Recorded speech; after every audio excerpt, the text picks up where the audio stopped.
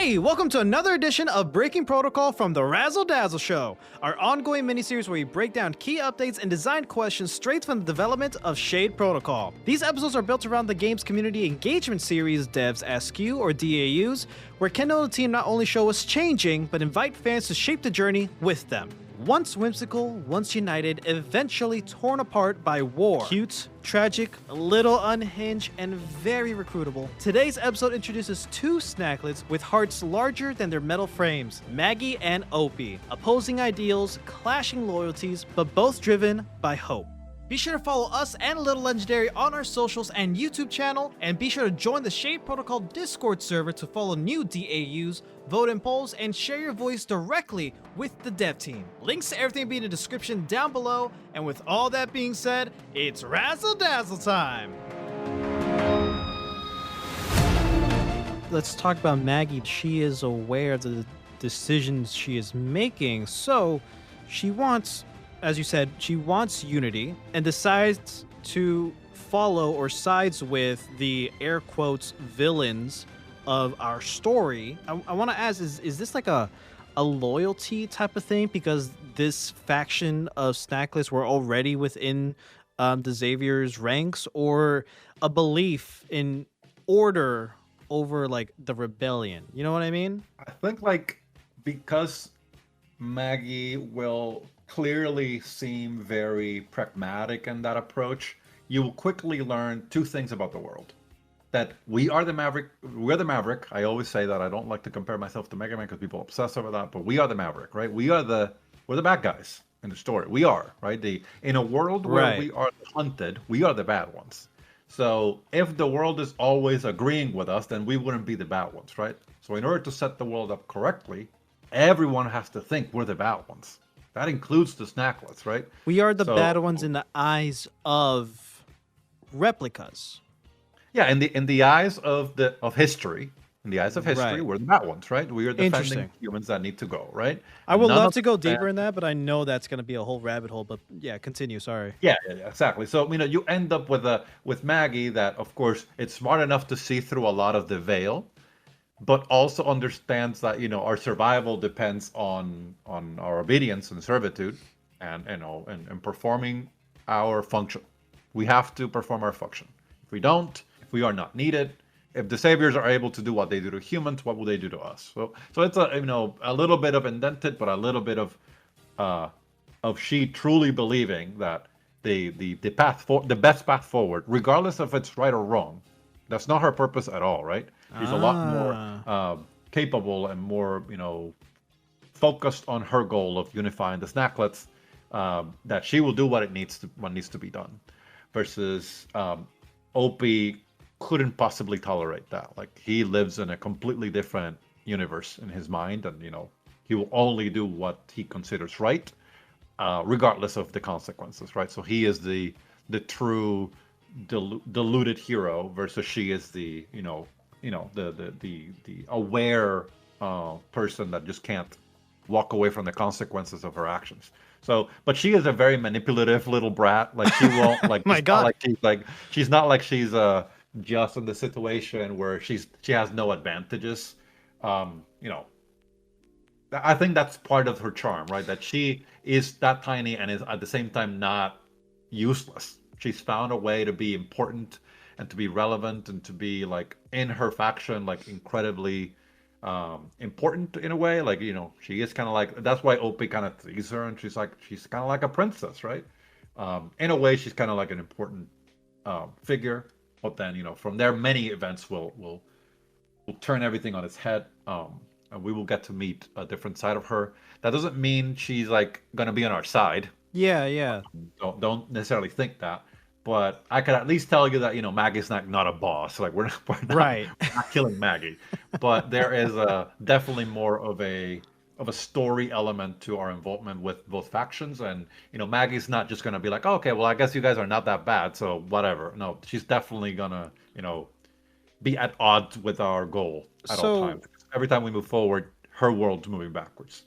So if/when we do meet her, then she's just gonna be like, listen, don't you guys understand that you're the issue? Talking to Zura and her side, like, you guys are the problem here. You know, we're trying to fix everything. You guys are breaking. Like, what are you doing, dude? Just stop, and then everything can like go back to the way it was or whatever. That's like kind of Maggie's vibe then in the story, no? In a completely different execution, but yes, definitely. So Right. I think that is what she would like to say, but there is a lot of it that because like, and there's this, we have this fun in our server. We kind of small with SMOL, but Yeah, there small. that she's so small that he cannot allow the risk of like, she's never gonna play a hand she's not gonna win, right? So think about it that way, right? She's playing like 4D chess at all times, right? Because this is the world she lives in. Like, she cannot afford to lose, right? It's too important.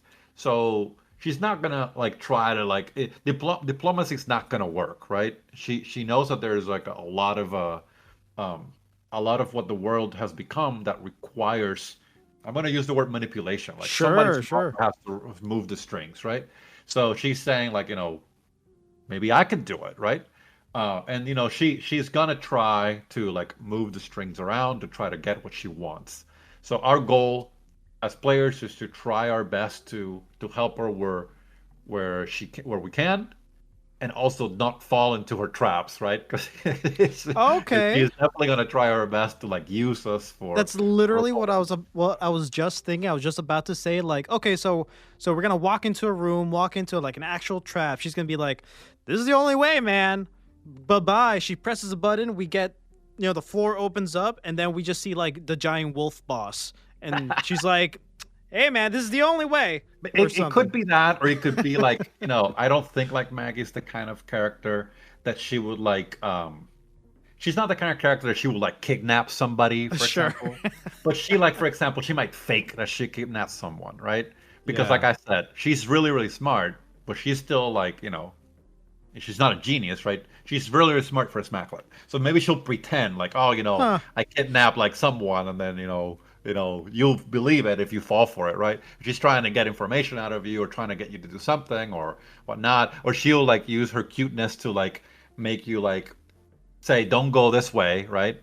And you get a choice if you go or don't go that way, and then you can either do what she wants or not. And if you go, she may throw a tantrum, but if you don't, like, if you do, she'll laugh at you, whatever, and close the door, like whatever. So she's like she's a problem child, and some of the moments with her won't be as genius plans. They're just like, you'd be like, how the hell did I fall for that?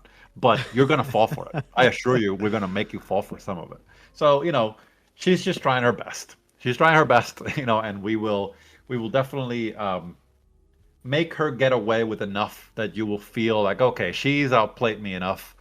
But you could see the good in what she wants to do, but you can also see like how her goal is like completely at odds with yours, right? She wants the war to end at all costs, which the fastest way is for humanity to go away, and that's a problem. That's a big problem, right? So building trust with her might not be easy, and of course, Opie lives in this enamored state where he will implicitly trust her. So what do you do with that, right? Um, where you can't like stop him from like just being this like delusional little hero, and she might abuse that too. So yeah, you guys will see. There's a lot of what I said that we will not do at all, and I'm just throwing that into the world so that you guys can be confused everywhere. But mostly, it'll be enough of that vibe where you'll have a lot of fun dealing with her problems. And as a player, you might be able to tell what's gonna happen, and if that is possible, then we're gonna find a way to break that and make her a little smarter, right? So that she'll trick you into believing something and there'll be something else. We'll see. We'll see what we can do. But yeah, it'll be fun to deal with her for sure. Is there a reason why these two characters stand out so much from the other snacklets? Like, if it's a spoiler, then it's a spoiler, right? I'm not gonna ask you to actually spoil this part of the narrative, but like, is there like some explanation to why their code is written a bit differently to stand out more from the rest of the snacklets? There's reason, but they're not alone in that. Okay. So not only like Maggie's not the only uh, really smart snacklet in the world. You know, that's not the case. Um, but Opie is special in a different way, mostly because we want him to be, not because he has to be. It's a Mm. very difficult thing for me to go without spoilers, but we want him to be special, not he doesn't have to be. Whereas Zura has to be special because she's the protagonist, right? But there will be a lot of stuff about Opie that when people learn like the entire backstory, um, I think it'll connect with people well, and it's a really well written character. That's at least to me, I think it's incredibly well written because he's one of the later additions to the game, and that's where our development process has been so I don't know spectacular Hmm. because Opie is the sum of all the love from a community which chose and fell in love an archetype, right? And from there, like people started talking, how should Snacklets even speak? How should Snacklets think? Like so they gave us all these things that were, very, very strongly wanted from an entire community. And then we said, what if we build a character around that and then give them, a very complete story once the world is mostly evolved, right? Because our world is much more evolved than it was when we wrote Zura, right? So so because he's being added now and the world is better baked, more baked, I guess, his story is more complete. And you'll feel it. If we were to release the game today, which we are not, you will definitely feel that Opie's story is more complete than most of the other characters. So now we got to go back and kind of opify everybody. But it's a good problem for sure. How important are snacklets in the larger world or war narrative in this story? Is it leaning towards comic relief, or there's going to be an emotional gut punch just waiting to happen? It's definitely on the latter, Okay. but it's not. I'd say snacklets are incredibly important to the world. Like they have to be here for the world to work, right? Right, They right. are just too important for the world to be without them. And they in terms of like the events of the game, without spoiling you, I could tell you like if we have the bastions uh, being served, like some of the bastions, right? At least the ones we know of are being served by the snacklets, and they're critical to the functionality of these bastions to maintain them after humans are pretty much almost gone, right? That requires like a very world class craftsmanship and technical skill. These little guys are not. I mean, they're dumb, but they're not that dumb, right? They could do spectacular things whenever they're given a purpose, right? So I wouldn't say that if you tell them like paint me the Mona Lisa, they're just gonna paint it, but they're gonna get there. They're gonna get there because they know you won't be happy, right? And all they want is to, I wouldn't say make you happy, but they want to fulfill that promise, right? Like when they tell you they're gonna do something, for them it's like that. Like They they're have their it's like a functions. connection. Yeah, there's a connection with between you and them of the thing you want and the thing they're gonna do. And they will figure it out. They'll figure it out. They're very, very scrappy and capable for being so like not smart, but they're very creative in that way. So whenever you're dealing with that, and you think, wow, these stacklets are pretty much not single-handedly, but they are operating this things that made by humans are beyond the technology that snacklets could ever grasp and understand. Imagine what they're being used for on the other side that Right. doesn't have the scruples or the desire to keep them safe or to care for them, right? What could that look like? So snacklets are a superpower in a way. They are a superpower of the world. They belong to the world and they are great in their own way. So you'll see how it'll all connect, uh, and the things that happen because snacklets are snacklets, but they also represent a little bit of the concept of lithium, like the actual material that we don't get Hmm. to talk too much about. I mean, we talk about like it existing, and it's the thing that kind of allows the game to exist in itself because everything is made out of it, or a lot of things are made out of it. Yeah. But then, like, it doesn't have a personality. It doesn't have an easy way to show itself, right? But here it is in some sort of form, and it's like that kind of childish wonder of like, if I can make you happy, right? That will make me happy. So I'm gonna do everything I can, right? But maybe the way I'll get to it won't be what you expect me to, right? I think that's like what Snacklets exemplify this childlike wonder. It's an And creativity. extension necessarily of Elysium, maybe. Yeah, in a Snacklets. way, right? So a lithium, the way I think about it is like it's something that is alive and sentient, but it's sleeping. Like it's just in this state of sleeping, and because it's listening to this lullaby, right, which is the code of the world.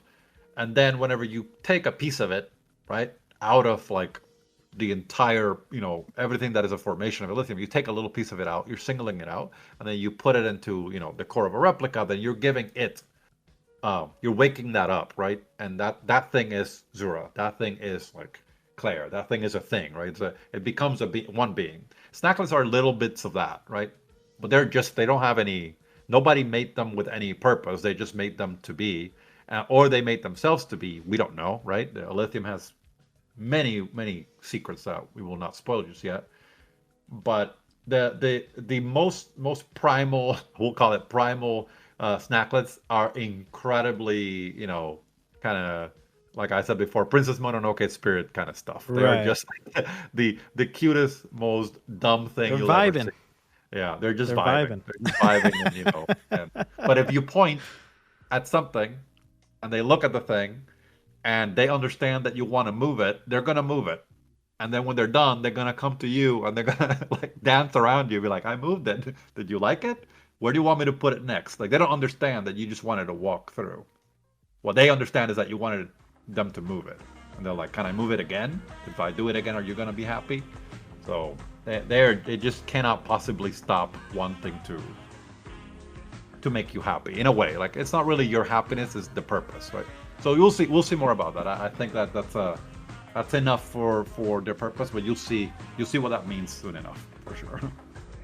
This has been another episode of Breaking Protocol from the Razzle Dazzle Show. Want to help what Shade Protocol becomes? Join the Shade Protocol Discord server to follow new DAUs, vote in polls, and share your voice with the dev team directly. Go follow Shade Protocol on Kickstarter, and if you like this breakdown, check out our past spotlights and interviews with Kendall right here on the Razzle Dazzle Show. Remember, the future of Emeria is still being written.